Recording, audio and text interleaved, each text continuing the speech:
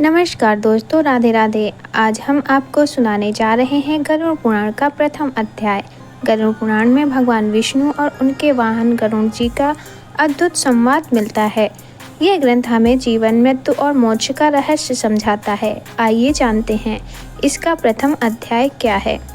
इसे पितृपक्ष में सुनने से, कथा करवाने से बहुत ही शुभ फल मिलता है। इसलिए पितृपक्ष में गरुड़ पुराण जरूर करवाएं या सुने। तो चलिए शुरू करते हैं गरुड़ पुराण का प्रथम अध्याय। धर्म ही जिसका सुदृढ़ मूल है, वेद जिसका स्कंद है, पुराण व रूपी शाखाओं से जो समृद्ध है, यज्ञ जिसका पुष्प है और मोक्ष जिसका फल है, ऐसे भगवान मधुसूदन रूपी पादक कल्प वृक्ष की जय हो।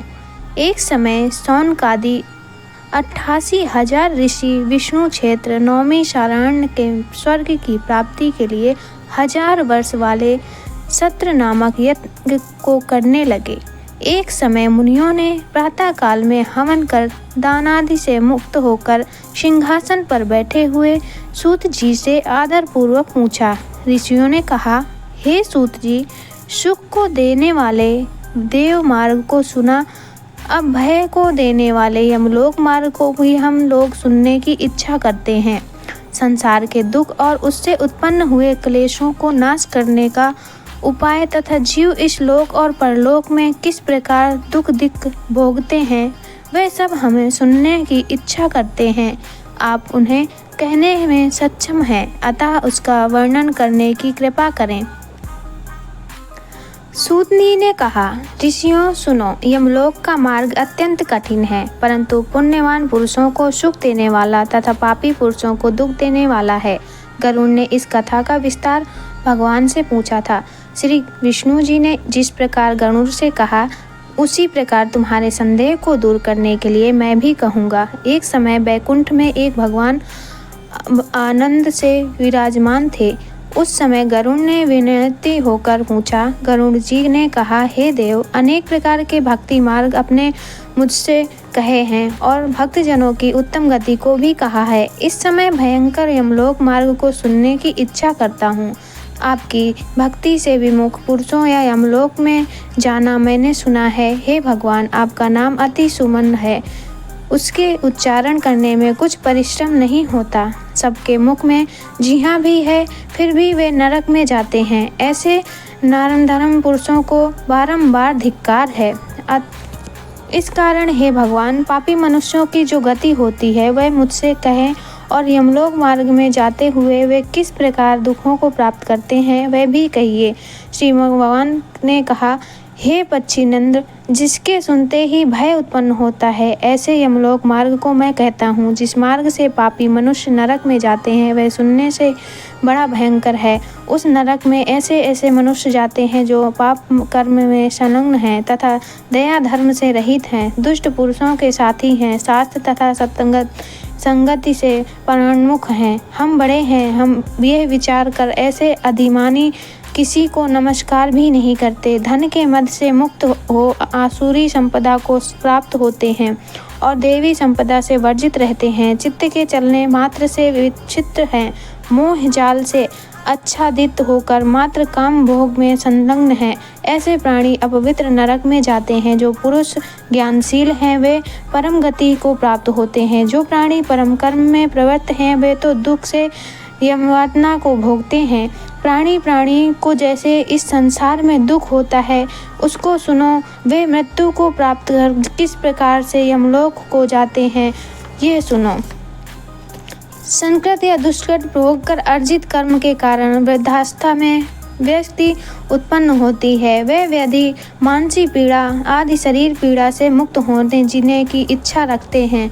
उनको सर्प के समान अचानक काल आकर प्राप्त हो जाता है। जैसे मेढक और सर्प दौड़ता है, अंत काल में भी उसे वैराग्य उत्पन्न नहीं होता है, और जिसका उसने पालन किया था वो पुत्रादि जिसका पालन करने लगते हैं, और ऐसी अवस्था में उसे नेत्र से दिखता नहीं, कान से सुनाई नहीं देता, दांत गिर जाते हैं, अतः वह ऐसी अवस्था को प्राप्त हो मरणोन्मुख होते हैं। अपमानित होकर पुत्रादि से दिए हुए भोजन को कुत्ते की तरह खाना खाते हैं, रोग मुक्त होते हैं। भोजन को करता है वह पचता नहीं, अल्पाहारी हो जाता है, ये चलने की शक्ति भी कम हो जाती है। प्राणवायु निकलते समय आंखें उलट जाती हैं, कफ के अधिक होने से नाड़ी सब बंद सी हो जाती हैं। खांसी और सांस के समय परिश्रम से कंठ में घुर-घुर शब्द होने लगता है। इसकी चिंता से बंधुगण चारों ओर उपस्थित होते हैं। उसके मध्य में सोया हुआ वह व्यक्ति काल पास के वशीभूत होने के बोल भी नहीं पाते।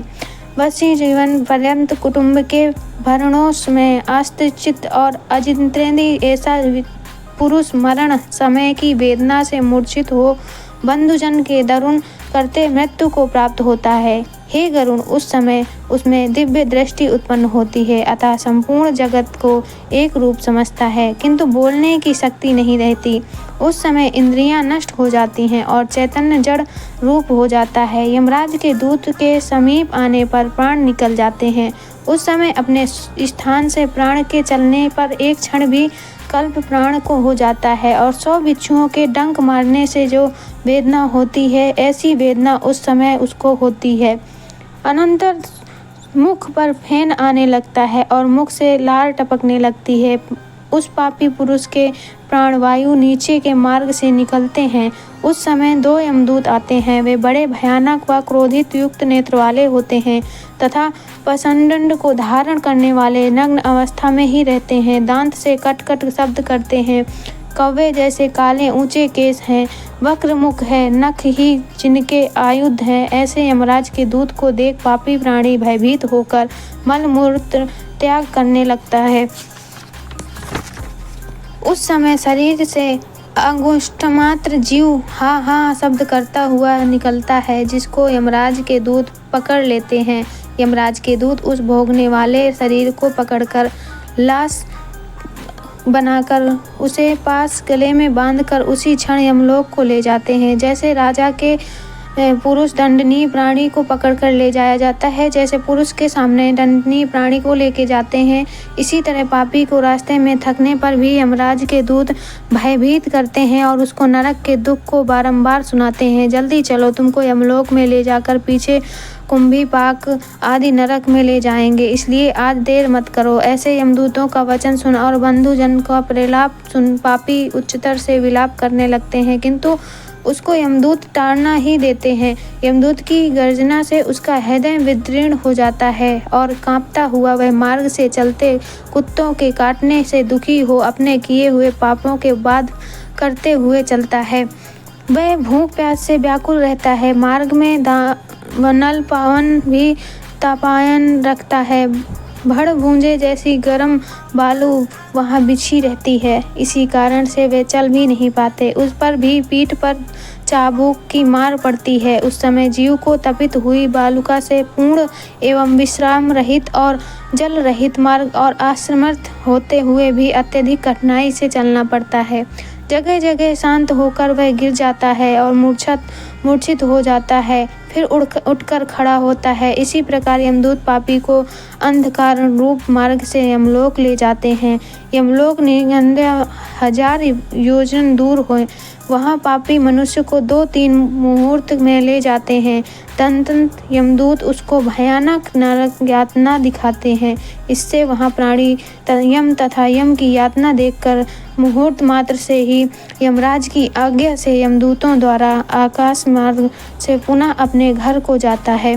घर में जाकर शरीर में पुनः प्रवेश करने की इच्छा करता है, परंतु यमदूत के पास बंधन से सुधा तृष्णा आदि से दुखित होकर रोने लगता है। हे गरुण, पुत्रादिक जो पिंड और अंत समय में दान देते हैं, उससे भी पापी प्राणी की तृप्ति नहीं होती, क्योंकि पापी पुरुषों के पास श्राद्ध और श्रद्धांजलि ठहरती नहीं। इस कारण भूख प्यास से युक्त होकर प्राणी यमलोक को जाते हैं। जिनको पुत्रादि पिंडदान नहीं देते वे प्रेत रूप होते हैं और कल्प यात्र निर्जन वन में दुखी होकर भ्रमण करते हैं। करोड़ों कल्प का समय बीतने पर भी कर्म को भोगना ही पड़ता है। प्राणी नरक यातना भी बिना भोगे मनुष्य शरीर को नहीं प्राप्त होता। हे गरुण, इस कारण पुत्र को चाहिए कि वह इस दिन पिंडदान जरूर करे उस पिंडदान के प्रतिदिन 4 भाग हो जाते हैं। उसमें 2 भाग तो पंच महाभूत के वेद देत पुष्टि देने वाले, तृतीय भाग यमदूत का है तथा चतुर्थ भाग प्रेत भक्षण करता है। 9 दिन पिंड देने से प्रेत का शरीर बनता है।